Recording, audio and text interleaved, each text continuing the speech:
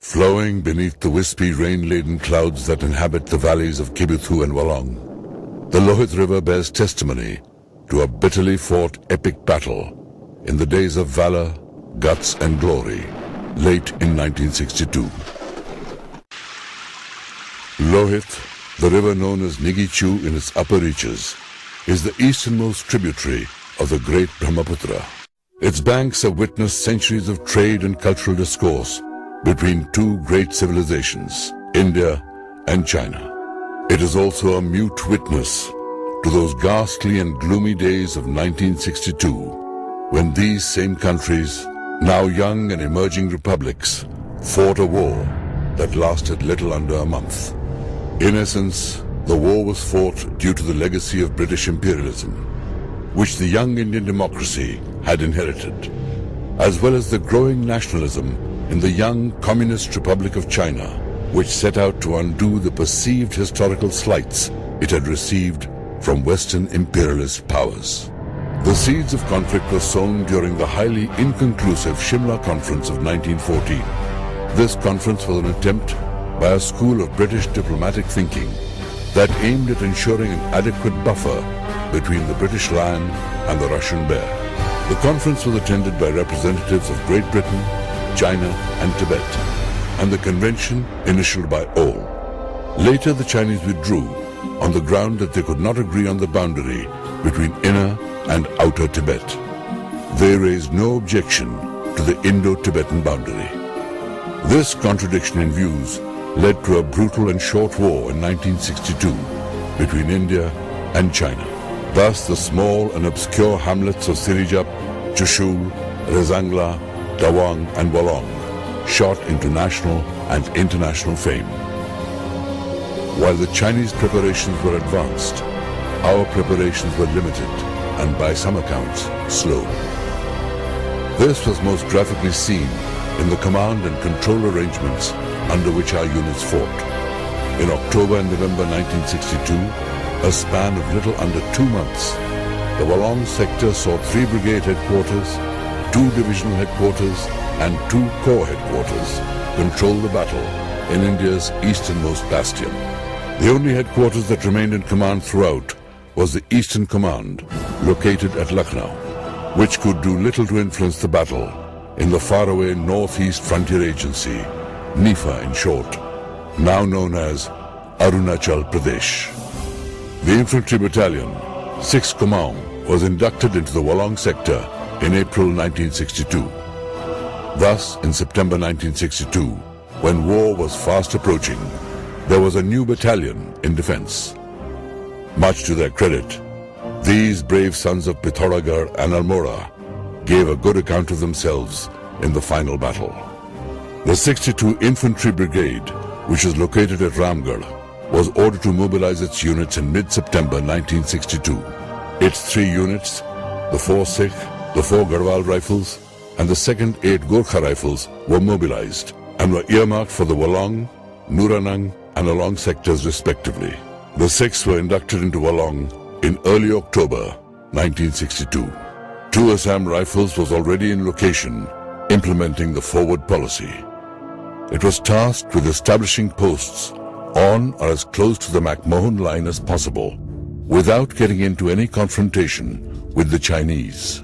They established platoon-sized posts at the McMahon Ridge, Kibithu, Thapa Ridge, Tangkhal and Hot Springs.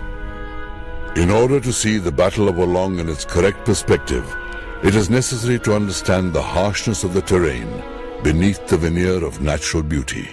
In those days, the roadhead for troops deployed at Kibithu was located at Teju. It took 16 days to walk the 200 kilometers from Teju to Kibithu. Canadian Otter aircraft could not carry more than 6 to 8 armed soldiers at a time to the landing grounds in Haiyuliang and Wolong. In those times, to cross the Lohit River, soldiers had to use many steel wire rope crossings. To add to their misery, our soldiers fought in near sub-zero temperatures of September and November in summer uniforms and canvas shoes.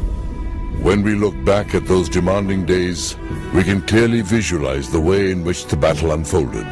starting between 18th and 27th of October. On the eve of battle in Kibithu, we had 6 Kamau, less 3 companies at Kibithu, a company at Dichu, and the balance of 2 companies guarding the approaches to Walong. In addition, there were Assam Rifles platoon posts strung along the McMahon line. Subedar Surendra Chand of 6 Kamau reported the presence of 53 Chinese soldiers occupying the Hill 100 feature on 18th of October.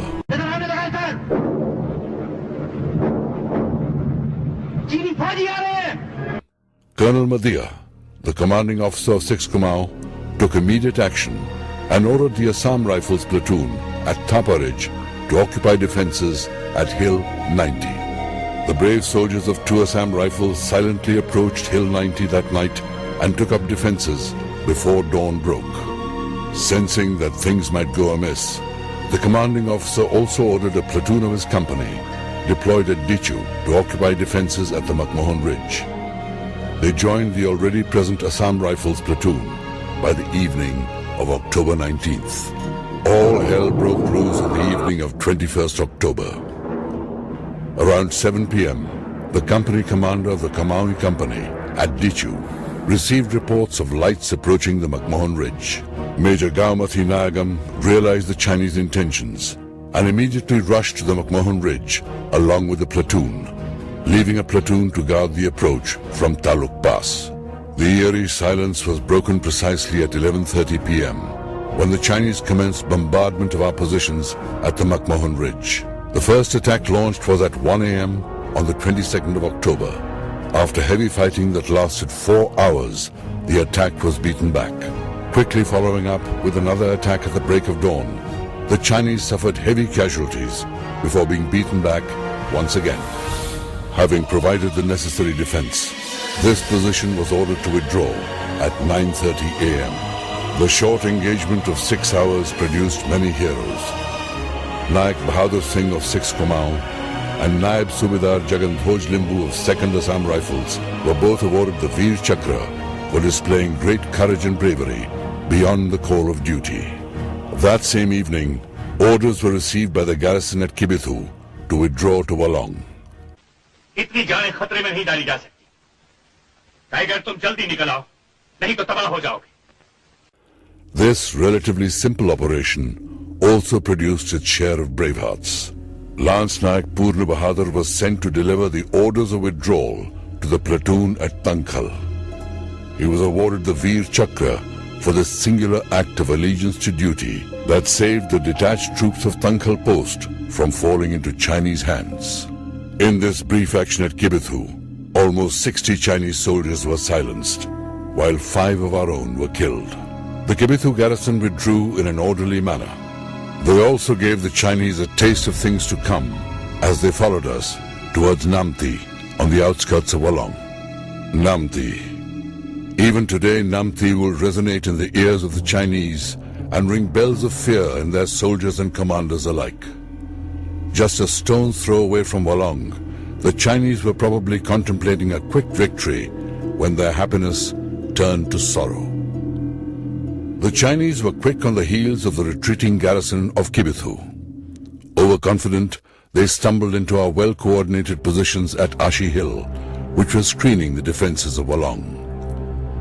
In the battle that started at 3 a.m. on 25th October and lasted little under an hour, the Chinese lost around 200 soldiers to the Kamauis at a cost of 3 Indian soldiers.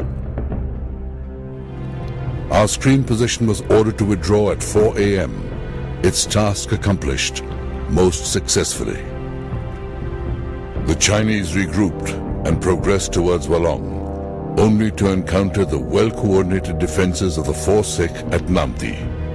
They marched into Namti at approximately 7:30 a.m. Given the ruse the Chinese played by wearing OG uniforms they had picked up from our dump at Kibithu, and the cover afforded by the early morning mist, the Sikhs had difficulty in discerning friend from foe.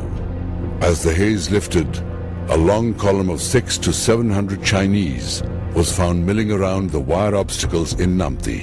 Surprise was complete, and the 3 platoons of Bravo Company 4 Sikh deployed at Mithun Ridge Mahar track and ladders, along with mortars deployed on the river's east bank, caused mayhem and chaos in the Chinese ranks.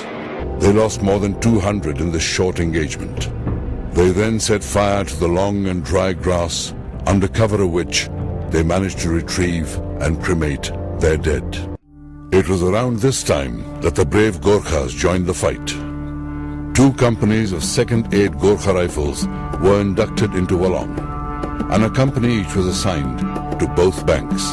Delta Company, under the wise Major Gobardhan Pun, and his battle-hardened company senior JCO, Subedar Da Bahadur Pun, took over the defences from the 4th Sikh platoon at Ladders. The Chinese thereafter launched repeated attacks on our positions on the nights of 25th as well as 26th October. They were all beaten back by the Sikhs and Gorkhas. They had a harrowing experience at the hands of the Gorkhas, so much so that they had to leave their dead lying out in the open. It was on this night that 2 automatic weapons were captured by the Gorkhas, which were incidentally the first weapons to be captured during this war. The highest award conferred in this sector, a Mahavir Chakra, was awarded to Sepoy Keval Singh of 4 Sikh when he audaciously charged the enemy, during which he killed many Chinese soldiers before falling to his wounds. The Chinese were no match for the brave Gorkhas at Ladders and the Sikhs at Maha Plateau and Mithun Ridge. The Chinese named the Namti Plain as the Tiger's Mouth. On the 2nd of November, an intercepted Chinese message